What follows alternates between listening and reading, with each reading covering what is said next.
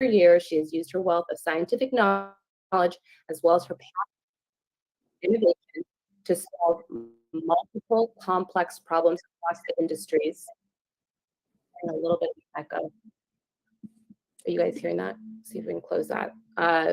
To solve multiple complex problems across the industries of health, finance, and real estate. All things I'm excited to learn more about and I'm interested in. So it's just a great honor to have you here, especially being Women's History Month. How are you doing? I'm having a phenomenal day. I decided to wear red for I love it. And very, very good color for you. Because for me, you just, when I was reading your bio and kind of diving into your work, I was like, definitely this powerhouse. I had the nervous energy of being able to interview. So it's a great opportunity. And for everyone else who's here today, drop your questions in the chat. I don't want to take all of the time up with just my stuff, but I will, because I've got a ton of stuff. But I want to share this moment with all of us here together. This is a great opportunity. I want to jump in and just take us back a little bit. What was your first business venture that you feel like you really learned from? And, of course, what did you learn? So I guess the first business venture that I felt like I really learned from was actually my second business, which was a tech startup that failed. So my first company was my very, very, very first company. I do what a lot of professionals do, which is, you consult for other people. And that seemed super easy. And I was like, oh, so I got this. I got the business stuff. So I started a tech company. Now, I'm a non-technical founder. I do not code, but I came up with this it's still a really good idea. A good idea for a startup, and all the lessons got learned really quickly. One, there is no team of one. You cannot do it no matter how much you need for money, right? So everybody tells entrepreneurs and startups to be super scrappy and bootstrap it. That went away really quickly when I needed to build a whole tech platform and integrate with other platforms, right? Like I clearly didn't have that kind of capital and I needed to raise, which takes me back to the first point, which was everybody I went to talk to for this great idea. They agreed it was a great idea, but then they said, who's your team? And they knew that I wasn't a technical founder. They knew that I'm not a marketing, person. So they were looking for a team. And at first I really started to think, oh, they don't know what I'm talking about. I can do this. I can do this. I'm Superwoman. And after, repeated failure after another, finally it was like, this isn't working. And I think that really showed me a couple of things. One, it is okay to have a team. Two, you need to be able to lean on other people and you need to be able to take feedback and process it well. Mm-hmm. Love those. Great info. How long did you work at the idea before you were like, okay, this isn't working, scratch? Probably just under a year. So and I'm sure you're talking about building a platform as well. That really quickly you got to get something that people can touch and feel and work with. So I did the intellectual property work. I filed the patents, they're like, oh, okay, go through the process. I think technically they're still in process.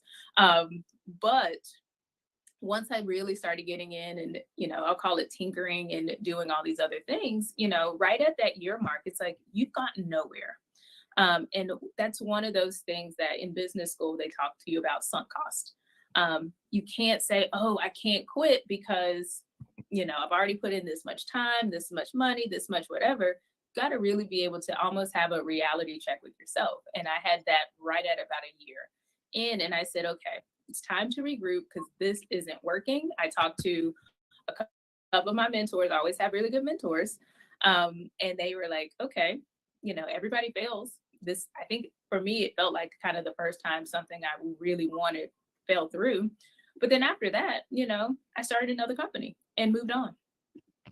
Nice. Love that. And I will summarize some of the takeaways that I'm getting from this stuff at the end, but please drop anything as you're hearing things that you're like, I've experienced this as well, or I have questions about that, because we will get to all of those things. Sunk cost fallacy, definitely something you guys should look into if you're starting a business. Love that you touched on that, Dr. Shanté. What made you then decide, okay, I'm going to go and get into venture capital? So my now third company was called RW Capital Partners.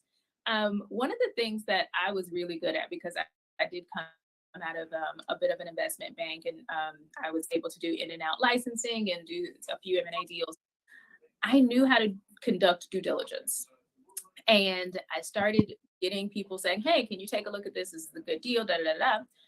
And then I said, wait, if I can do the diligence for them, then I can do it for myself. And then I really started thinking about my own pain point from my previous venture. Someone's got to help people raise money. Somebody's got to take that risk with you. Somebody has to believe in you.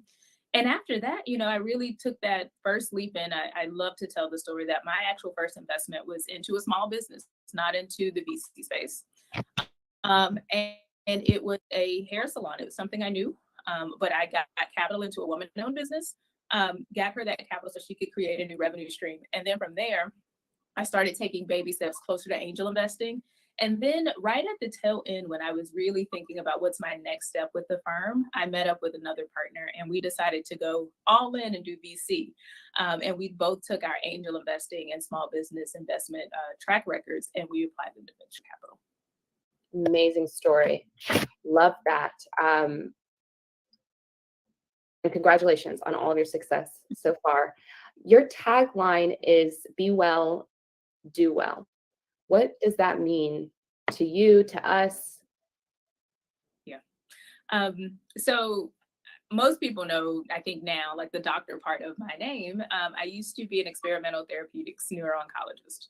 So a lot of words to say, I stopped brain tumors from spreading through the brain, and you're not going to do very well if you have a tumor spreading through your brain, right? And my partner, Dr. Carl Smart, is a critical care pulmonologist. You're not going to do well if you can't breathe. What we really started to see is there are so many factors that apply to the quality of life that we have, whether it's directly our health, our finances, the environment, transportation, a safe environment, not being in a violent environment. In order for us to do well, to do the things that we want to do well, to have a healthful life, we have to be well.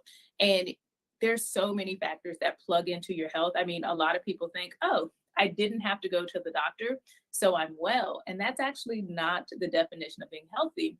It's really saying, the absence of sickness is not the presence of health or being well. And so for me, it was, how do we pull on all of these factors? We all should be thinking, are all the areas of my life operating well, or at least enough of them operating well in order for me to do and operate in the space and manner that I really want to. So for me, be well, do well is so much more than just, am I not sick? Now I can go do my job. It's really, let's look at the whole environment. Let's think about my mental health. Let's think about what I'm eating. Let's think about the air I'm breathing. Am I happy? A lot of people discount the happiness factor in whether or not their startup or their life is going well. Happiness isn't a destination. It's a state of being. And for me, it's really saying, are we present? Are we doing well? Or being well? And if we are, you can excel at anything you choose to do. Agree. So much of that is just full of the values that I'm also in alignment with. I want to just ask a little bit deeper here. So as a founder, right, and I see this a lot with my founder friends too, we're in it. We're in that hustle culture. And sometimes it feels like every choice we make is like mission critical, or someone on our team misses a deadline or messes up in an email. And it's like, we end up getting really upset about these, if you zoom out, smaller things, but in the moment, it doesn't really feel like it because everything is so important, quote unquote. So how do you balance that and prioritize like finding value in your work, but zooming out and understanding, like for the most of us, we're building SaaSes, or like we're not at the operating table or like going to war. There's not like lives at stake, like you mentioned brain tumors and not breathing, right? But we still want to have that passion, like as if it's life changing. So how do we balance that? We actually have a saying, having a clinical background, no one's going to die if that email didn't get sent today. I promise. No one's going to die if you don't, reply to an email. If it's an actual emergency, even if you called your doctor's office right now, guess what they will say? If this is an actual emergency, call 911. Right. in my head, that always is playing. Is this an actual emergency? The emotional energy we spend on, especially for founders, precious. You need all of your faculties, all of your emotional energies really to pour into your business. So for me, one of the things that I love to tell founders is, I promise no one's gonna die today. I know it feels like it, and it feels like it for me. I had something pop up yesterday and I was at a level 10,000, right? But I have to take the step back and say, okay, how critical is this? Most mistakes, most misses, most slip ups, whatever, are very recoverable. And you have to be able to think through, like, what's the recovery here? If I just missed the deadline by 2 minutes, it's fine. It is what it is. Plan your time a little better. If you're depending on somebody and then they didn't do their part, have that conversation with them. But I've learned the hard lessons of being angry at every single thing. If you react to everything, you almost are reacting to nothing. It means your hair's on fire all the time. So I take the breath. No one's gonna die. How do I think through this? And thinking through it as a founder is important. Whether that's something you can control or not, is a different story. But everybody, I hope, knows the serenity prayer. Lord, help me, change the things I can and live with the things I can't. Right? The things you can't change are out of your control, and just you really have to move on. And I think that's the hardest lesson of all, to relearn every single day as a founder. Totally agree. And as a human in general too, I think we all go through that. So we're not perfect. And I appreciate you just having understanding for that.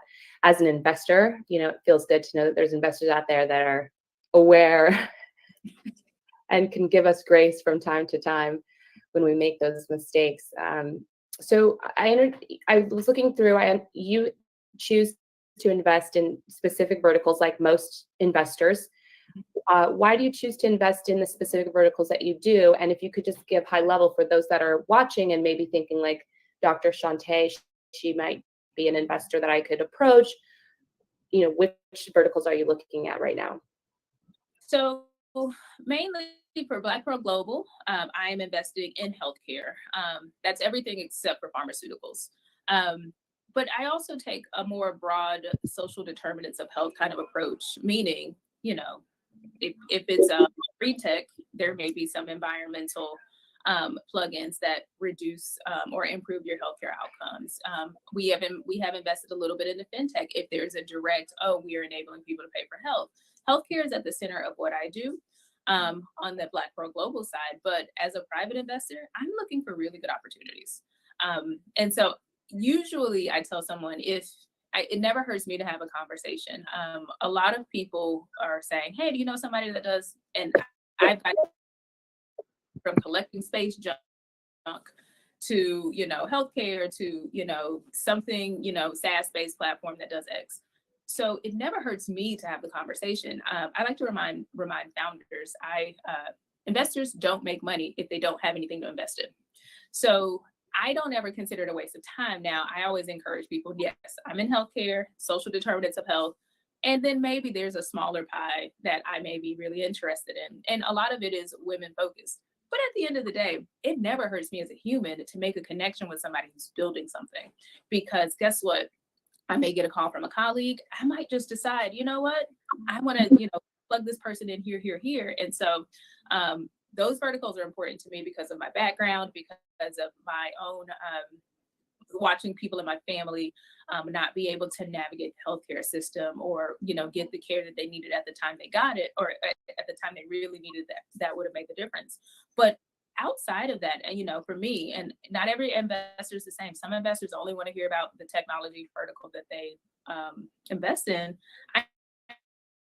I encourage founders to do their homework, know what an investor does, what they're interested in, and then say, Dr. Shanté, I know this isn't healthcare, but I'd love to just talk to you about X, Y, and Z. That doesn't hurt. I will give you the 15 or 20 minutes to really just talk through. Amazing. And I can attest that this is true. I reached out and I heard back. So for those that are just joining, we are chatting. This is an investor. Ask me anything. So make sure you're putting your questions into the chat. We will get to them. We have Dr. Shante Williams, the CEO of Black Pearl Global Investments, with us, $25 million venture capital fund. We're live on Entre, the fastest growing professional network. and we're jumping through all of my questions, and we'll get to all of yours too. So make sure you're chiming into the chat via the conversation there. So you mentioned that with Black Pearl Global, you are focused primarily on healthcare. What defines like a transformative healthcare company to you? So we take three things into consideration. Does it improve the outcomes? Practitioners like to see good outcomes. I don't want to see something that's purely for fun. Does it have measurable outcomes? Having a large following on the internet is not an outcome from a healthcare perspective, right? Does it reduce the cost? If you have not tangled with the healthcare system, congratulations. It is expensive, and it's expensive whether you have insurance or not. And does it increase access? One of the things that still bothers me as someone in this space is not everybody has the same access to very, very, very basic healthcare. And that's everything from preventative care all the way up to something that may be life critical, like a mammogram. So those are the three things that for me, it's going to be transformative. If it does one of the three, great. If it does two of the three, awesome. If it hits all three of those, I'm in, because that's going to really show up. Love that. You're still here, right? I didn't lose you. No, I'm here. Okay. So that covers a little bit of like the idea, the concept, the product. What about the founder? Because they could have amazing idea, but then what do you look for in that founder or that founding team? So one experience, of course, I'd like to know that you know what you're talking about. Healthcare is very interesting. Most of the investors that invest in healthcare have no healthcare background. So I always go, how do you know if it's good or not? But conversely, some people that are developing or creating for the healthcare space also have never intersected with the healthcare system other than being a patient. So I'm looking immediately for, is there the experience here? It may not be the founder. It may just be, we found a medical doctor that we are using and leveraging to get that expert feedback and really understand how the systems work. The other thing, and I know everybody's probably heard coachability 7 million times. You'll be surprised how important there's a balance of stubbornness and coachability. Founders have to be sure, and they have to, that gut feeling that I got something here and I'm going to follow my gut, but also I can hear feedback, understand where it's coming from, and take the parts that are going to be relevant to push me forward. That's what I'm looking for. We have a running joke inside of our firm. We have a lot of running jokes, but we say, life's too short to invest with people or invest in people you don't like. I know that sounds very petty, but at the end of the day, this is a fun fact I like to bring out is the average marriage around the world is about 7 years. The average investor relationship is more than 10 years. That means you're more likely to be with me than you are your spouse, which means I have to actually like you. I have to trust you. We have to work well together. We have to communicate well. It is a marriage, and it's actually a harder marriage to dissolve than it is your actual marriage. So what I'm looking for in a founder is, yes, they are certain, they are competent, they are, they're fast charging, but know when to pull back and recharge, because I don't want anybody to burn out. Also, they can listen. If I'm saying, hey, we've got this great opportunity that will allow you to go X, Y, and Z, and you go, I don't want to be in Kansas City tomorrow. Okay, so you're going to miss out on an opportunity, which means you're playing with my money. I don't like that. So that's what I'm looking for. And those are very nebulous things. But think about if you're a founder, people say, well, everybody's coachable. That's not really true. If you can't listen without getting offended, if you can't listen without feeling like, oh, they're just too stupid to understand, you're not as coachable as you think. And so I encourage everybody to just think, when I'm getting feedback, am I listening, or am I listening to respond? Am I processing and saying, they may have a point there. I'm not saying change your whole startup to go with whatever somebody said, but are there some gems in there? And if you are doing that, you're very coachable, and you're really ready to work with an investor. The other piece is, am I polished and honest?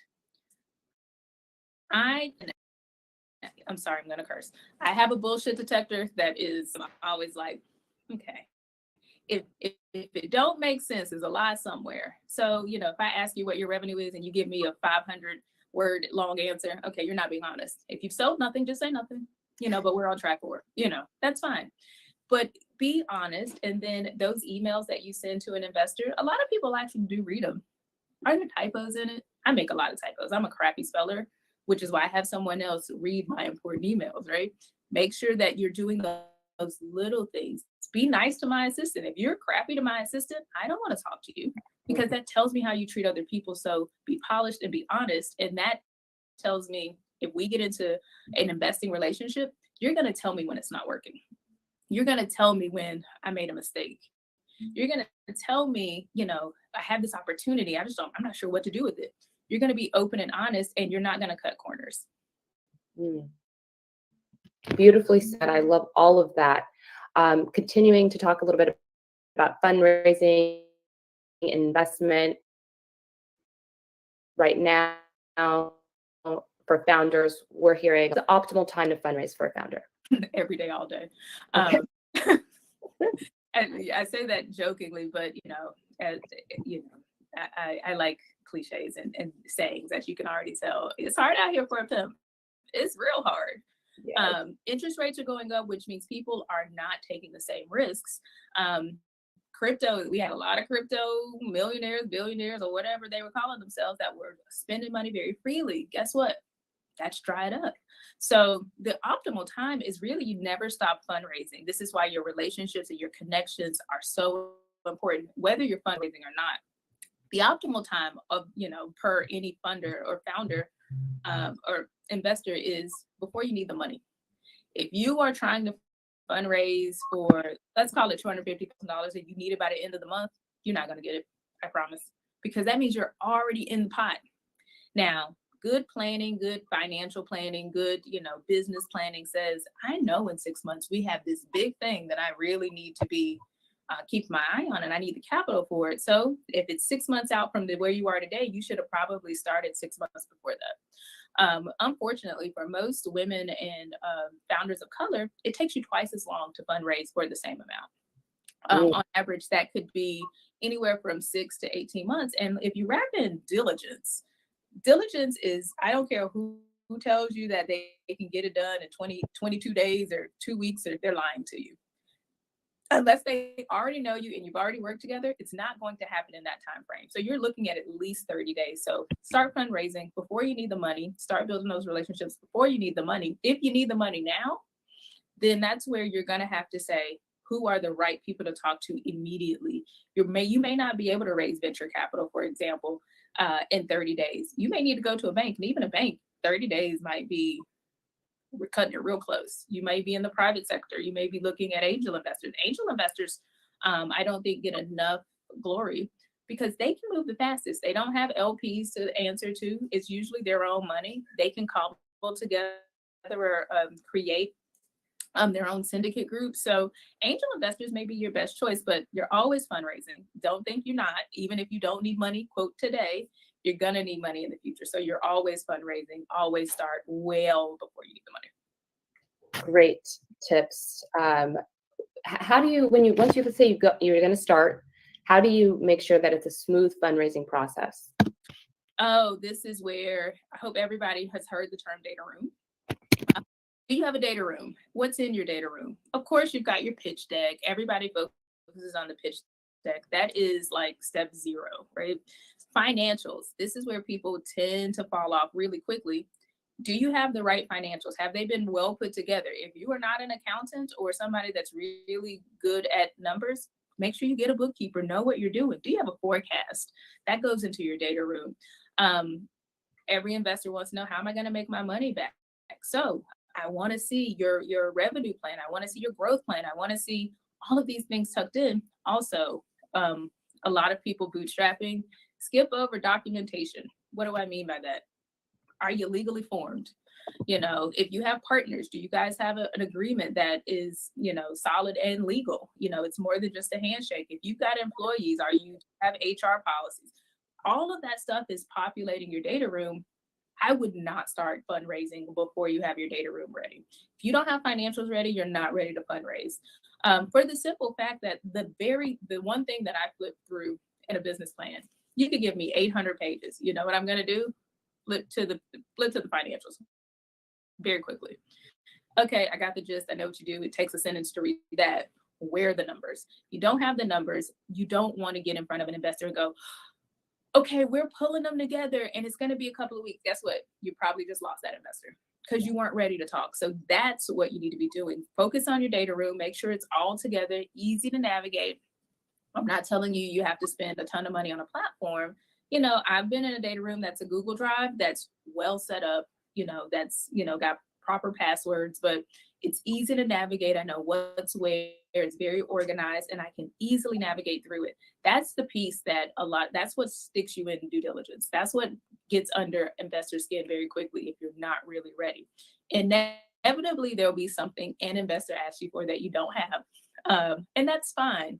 But if you've got those basic building blocks, your financials, you know, making sure you have all your legal docs. A lot of people don't know if you are structured as an LLC, guess what you can't actually do? You have no shares to give away. So you can't be fundraising as an LLC. So those tiny little things mean, okay, I might be interested, but guess what? I'm going to have to ask you to reincorporate so that you can issue out or divvy out equity or shares.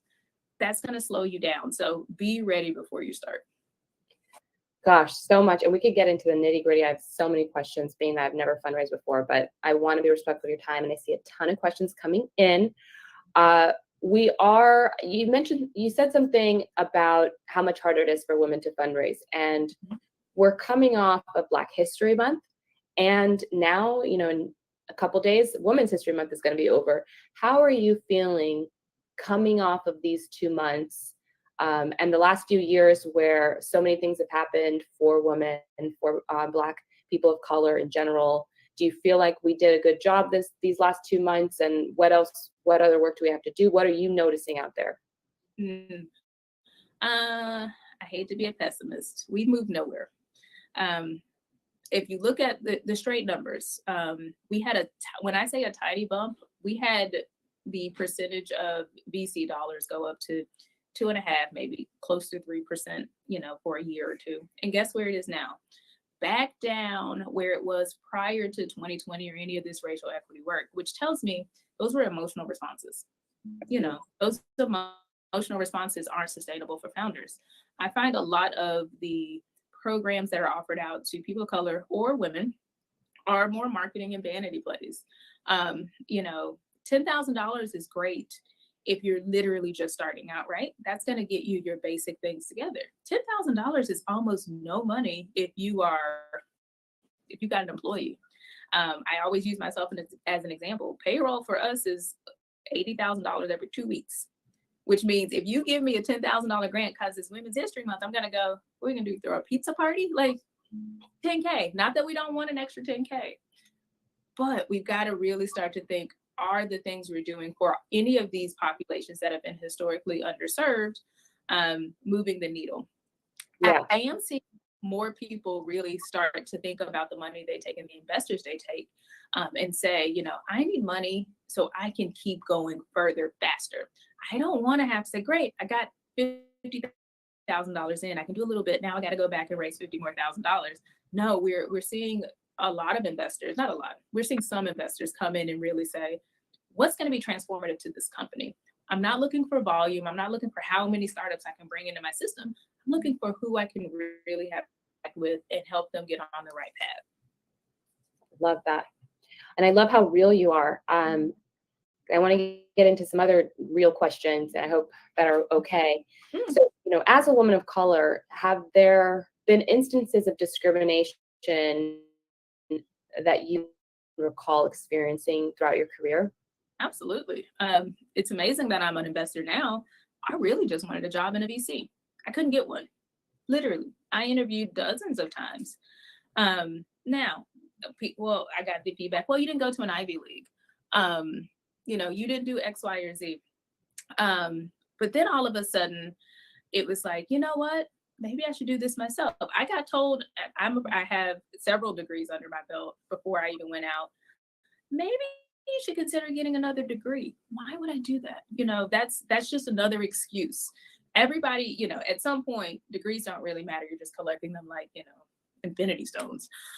You have to have the experience, and someone has to say, I'm putting you in there. So, I'm putting you in this position and we'll see how you do. So for me, it really came down to people looking at my physical embodiment and thinking, you don't look like a VC. You don't look like an investor. That's happened to me plenty of times. I now run a contact lens manufacturer, and most of my employees are actually Caucasian or Asian. And when we're in meetings, guess who they talk to first? My wonderful president. Her name is Michelle.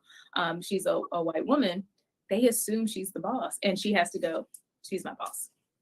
If there's a man standing next to us, we outrank both of them in most conversations, and the conversation gets addressed to them. And then he's got to go, that's my boss and that's her boss, right?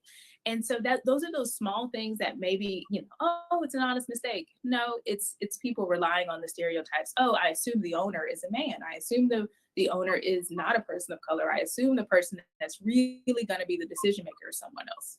Mm-hmm. Thank you for sharing those things. And Shante, I see you raised your hand. We are absolutely going to bring people up for Q&A.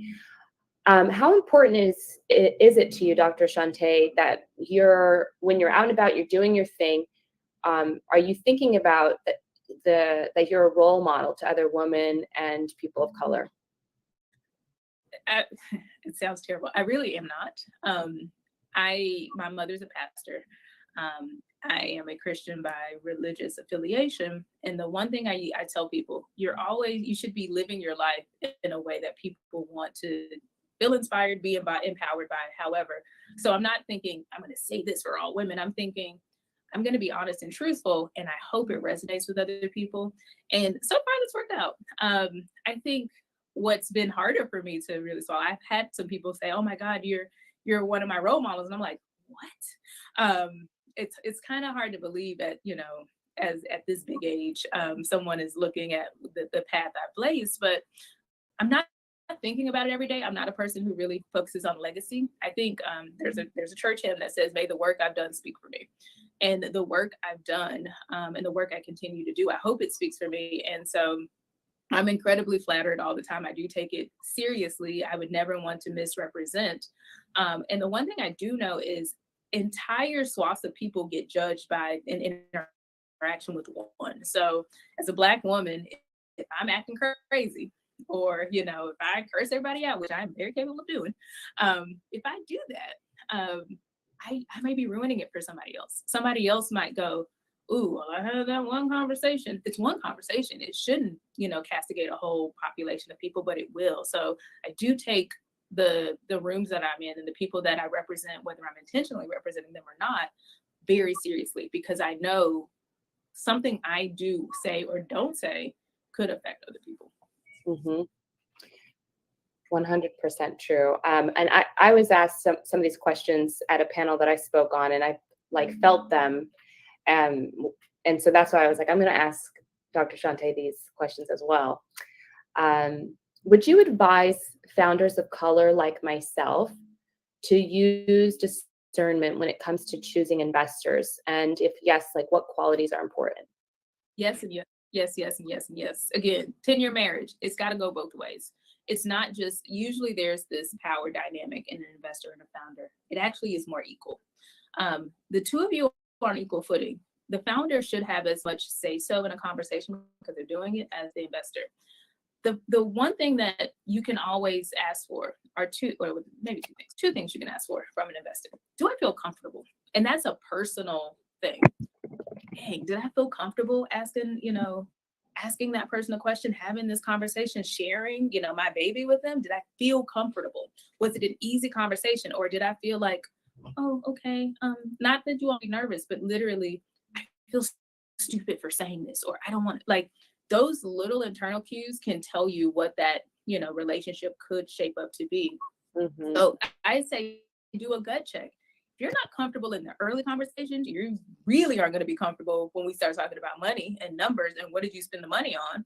So think about that really early on. 2, I encourage everybody to ask investors, who have you invested in?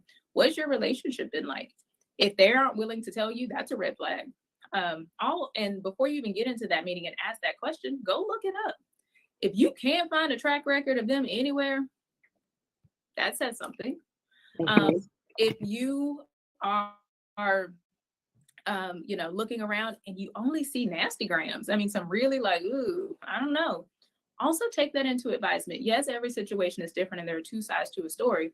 But if you see 7 founders say, I took some money and now they try to take my company, they might be people trying to take your company, right? Right. So those are little things. Look at the track record. Look at what, other founders are saying. If they say, oh, I invested in Miriam, I'm gonna call Miriam. Hey, Miriam, what was your experience? You know, and hope usually founder to founder conversations are the best. You can also look at their investor network and say, hey, I was thinking about working with Dr.Shanté. I'd love to know, how you guys have worked together, because that will also tell you if they're acting crazy with their peers, you might not stand a chance there. So that first gut feeling, is this a relationship I want? It's almost like dating, right? In that early moments of a first date, whether you're like, ooh, no, um, this something's wrong here. Listen to it. You have to choose your investor just like your investor has to choose you. Mhm. Very great. I love all of that. Um, just a few more questions, just two more, and then we'll open it up to the floor. We're coming up on May. You've written about your mental health on very openly on social media. What are some things that you can share with us on that? One, there is no award for being the hardest working Black woman or hardest working Latina woman, the hardest working Black man, white man, whomever. There is no award for being the hardest working founder. Take the day off. Like if you and I took that to heart. Like I was every day, all day. Like if I'm not working 18, 19 hours, I'm doing it wrong. If I'm not up at 5 a.m. and I hate mornings, I'm not doing it right. At the end of the day, if you're building a company that cannot function without you for one day, you're doing it wrong. Everybody deserves a break, and you don't deserve a break because you did enough work. You deserve the break because you're human. You deserve the break because your brain and your body needs a rest. So that's the one mental health thing that, and I go through cycles of overworking. Overworking, it does not mean you're doing more. So that's probably the one that I have hit burnout before, to a point where it's just like my entire body shut down. So Mhm. mentally, I put so much pressure on myself to perform that it wasn't helpful for anybody. So take a break, take a nap. I love naps. If you're not sleeping, I don't believe in this no sleep culture. I get 8 hours of sleep. So at the end of the day, my mental health is more important than any company I've invested in, any company that I want to invest in, any company that I currently own. If I'm not mentally sound, I'm not going to be okay. And keep your mind uh, happy. I'll say it that way. And I mentioned before, happiness is not a destination. You're not going to be more happy if you raise $1 million or if you make $1 million if you're not happy with what you're doing today. If you pull in more money, you're going to have to run faster. You have to realize that, do I enjoy what I'm doing now when it's small? Okay. At the next step, do I enjoy it at this stage? There might actually be a stage where you're like, I don't like this no more. That's Mhm. okay. The other mental health thing that I'll say is knowing when to quit is hard. It's very hard. And you could be a smashing success in making hundreds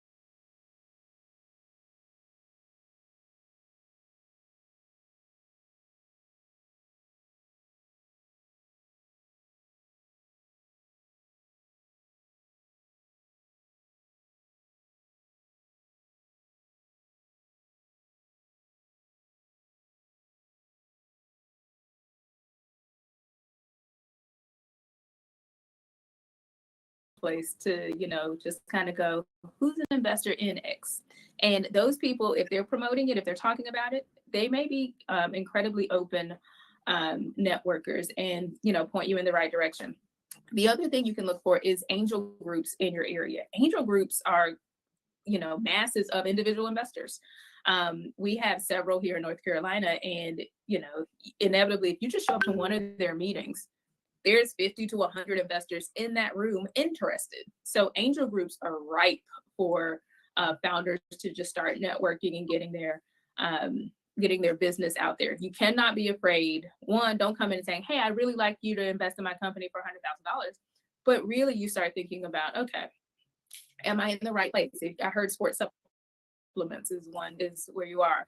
That means that, anybody really could be an investor for you, in the sense that if you're in a bodybuilding competition, guess what? Those are both customers and potential investors. Always think your customers could be your investor. You're not exactly sure who might have the capital that you need to take you to the next level. Mm-hmm. Love it. Love it. If you have any questions, I kind of scrolled through. I feel like I got to the bulk of them, as we covered some of them during. I'll summarize really quick some takeaways. That first, the sunk cost fallacy, make sure you look into that and fail through things as they come across your founder die today. Don't react to everything. Conserve your energy and move on. She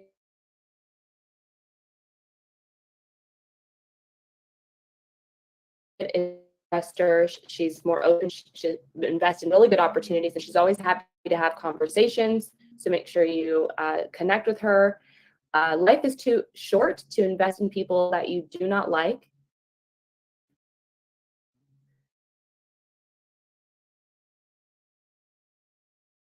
Honest, those are some things that you should be cultivating in yourself. Be honest and